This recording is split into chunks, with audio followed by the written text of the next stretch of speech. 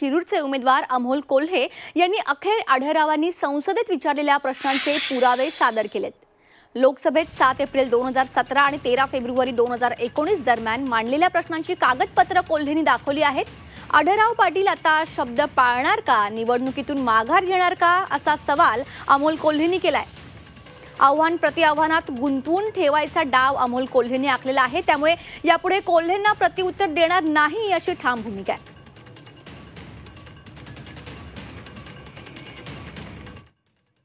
मी पुरावे समोर ठेवलेत, आता तुम्ही उत्तर द्यायचंय की आता तुम्ही जसं म्हणाला होतात त्या पद्धतीने तुम्ही शब्दाला पक्के आहात का, त्याप्रमाणे तुम्ही आता निवडणुकीतून माघार घेणार का। शिरूर लोकसभा मतदारसंघात एक मोठा प्रोजेक्ट आणण्याऐवजी तुम्ही अशा पद्धतीचे कुठल्या कंपनीचं उखळ पांढरं करण्यासाठी तुम्ही सातत्याने हे डिफेन्सचे प्रश्न विचारले।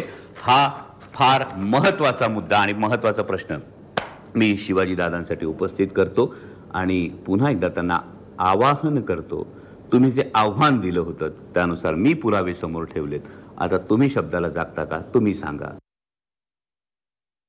मला चर्चेत गुंतवून ठेवणं, हा नेरेटिव्ह सेट करायचा, मला उचकून देण्यासाठी प्रयत्न करायचे।